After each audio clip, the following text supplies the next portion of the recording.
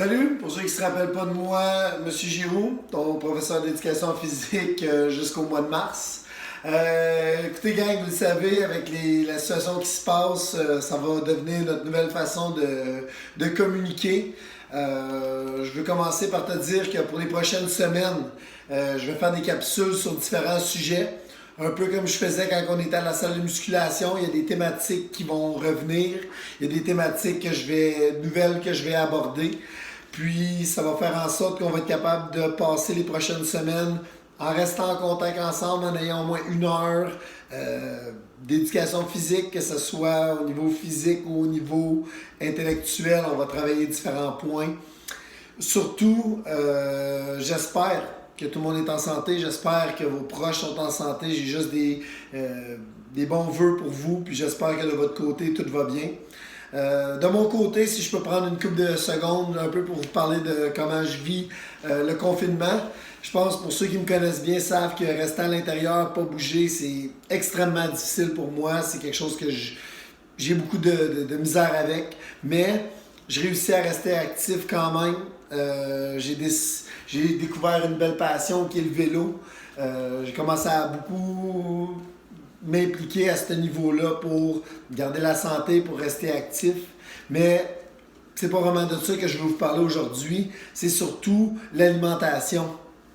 Je remarque depuis qu'on est en confinement qu'au niveau de l'alimentation, c'est pas très facile. On a beaucoup de choses de disponibles. On appelle ça de la nourriture de réconfort. Puis ça, c'est le premier point que je vais aborder avec vous autres aujourd'hui. C'est est-ce que je suis en train de me nourrir pour avoir de l'énergie pour être capable de fonctionner au niveau quotidiennement, ou en ce moment, est-ce que je suis en train de manger mes émotions, je suis en train de manger mon angoisse, je suis en train, dans le fond, de remplir ce vide-là que je vis en ce moment avec de la nourriture, puis c'est souvent pas la meilleure nourriture. Habituellement, quand on est angoissé, on est stressé, on va pas avoir tendance à sauter tout de suite sur le concombre, sur le brocoli, aller manger une pomme. Mais non, qu'est-ce qui nous réconforte? C'est du sucre, c'est du salé, c'est des chips, c'est des gâteaux maison, c'est de la bonne bouffe. Je le sais, je l'aime aussi, je vous cache rien. Par contre, c'est de toujours aller chercher cet équilibre-là, d'avoir de la nourriture à la maison qui nous permet justement d'être en santé, d'avoir les vitamines, les minéraux que notre corps a besoin pour fonctionner quotidiennement. J'ai pas besoin de vous les énumérer, que ce soit les fruits, les légumes, les produits céréaliers. Il y en a plusieurs. Mais une chose, c'est le deuxième point que je voulais aborder avec vous autres aujourd'hui, à part du fait que souvent on mange pour les mauvaises raisons, c'est les coûts. Les coûts qui sont reliés à une bonne alimentation. Je le vois quand je vais à l'épicerie, qu'est-ce qui me coûte le plus cher? C'est mes fruits et mes légumes. C'est pas la nourriture des fois congelée ou le paquet de viande hachée qui va me coûter une fortune. Ça va être beaucoup les fruits et les légumes. Mais en même temps, je vous l'ai déjà dit, c'est un choix de vie qu'on fait. Puis moi, en ce moment, j'ai besoin de mon énergie. J'ai besoin d'être actif, j'ai besoin de bouger, j'ai besoin de me sentir bien. Puis je remarque que quand je mange juste des toasts ou je me fais de la nourriture qui est moins bonne pour la santé, je le vois dans mon niveau d'énergie, je le vois dans mon humeur, je le vois à plusieurs niveaux. Puis moi, c'est ça que je veux que vous fassiez pendant la première semaine. La première chose, c'est une réflexion. Est-ce que j'ai des bonnes habitudes alimentaires en ce moment? Puis surtout, est-ce que ça a un impact sur mon quotidien?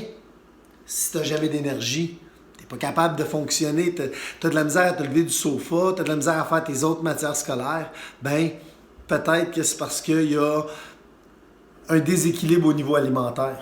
Puis, si tu veux avoir cette productivité-là tous les jours jusqu'à la fin de l'année, ben, il va falloir que tu manges bien. Il va falloir que tu le gaz que tu mets dans ton système, il va falloir qu'il soit du super. Parce que si tu fais juste mettre le mauvais gaz, puis justement, riche en sucre, riche en sel, ça fait en sorte que tu n'auras pas cette énergie-là, tu n'auras pas la capacité cognitive d'absorber toute l'information scolaire que tu absorbes à la maison. Fait que ça, c'est la première chose. Est-ce que je fais tout en mon possible pour être capable de maximiser mon énergie avec une bonne alimentation? La deuxième chose, c'est est-ce que j'ai des bonnes choses chez nous? Là, ta deuxième partie de ton devoir, c'est de regarder le frigo avec tes parents.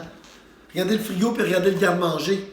Est-ce que maman, papa, est-ce que tu me fournis la nourriture nécessaire pour avoir cette énergie-là, pour avoir ces minéraux et ces vitamines-là à l'intérieur de mon corps qui me permettent de fonctionner? Si la réponse est non, il faut une conversation avec tes parents, puis au pire, aller montre-leur mon vidéo pour que je leur dise, ton enfant grandit, ton enfant a besoin de beaucoup d'énergie, ton enfant va dépenser beaucoup d'énergie au niveau de ses matières scolaires. Il a besoin de bien manger, puis il a besoin de bien s'alimenter, puis ça commence par des fruits, des légumes, des produits céréaliers, des produits laitiers. Ton corps en a besoin pour grandir. J'espère que ces aliments-là sont disponibles à la maison. Et ton troisième devoir, que je trouve le plus intéressant, celui que j'aime le plus, c'est cette semaine, pour remplir l'heure, parce que moi je vais te parler, je te dirais environ 7-8 minutes, là, je vois le compteur aller. Le restant du temps, de l'heure que tu as dépensé en éducation physique cette semaine, avec notre sujet d'alimentation, ça va être de faire un bon repas équilibré pour toi ou ça tente de te lancer là, pour toi et toute ta famille. Ça peut être un projet commun. Ça n'a pas besoin d'être toi qui fais tout seul. Ça peut être toute la famille qui travaille ensemble. Excellente idée, on travaille tout ensemble, on est une équipe, j'aime ça. Toi, tu coupes les légumes, moi je m'occupe de ça, toi tu t'occupes des pâtes, on peut se déléguer ça, c'est excellent. Mais un repas équilibré, un repas qui a des légumes, un repas qui a vraiment de tout pour me donner de l'énergie pour être capable de soit le dîner, pour passer le restant d'une bonne journée, en soirée, quand tout le monde est là. Ça peut même être un bon déjeuner équilibré avec des fruits, des yogourts, des céréales.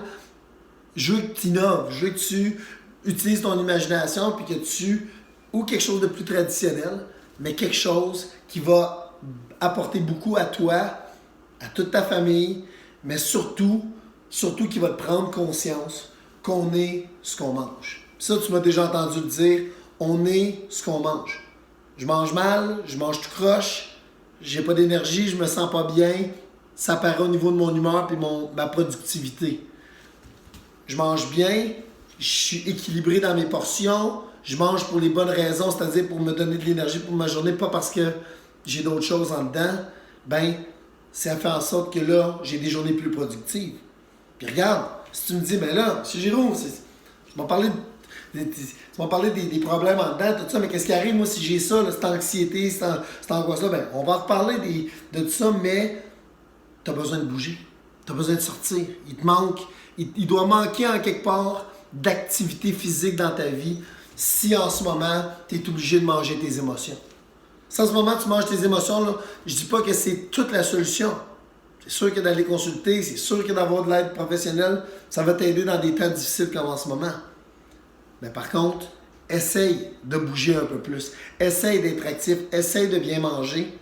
Puis je pense que c'est la première étape. Puis je suis content de commencer ces capsules-là comme ça avec vous autres, avec cette thématique-là, parce que moi, j'y crois beaucoup que quand tu manges bien,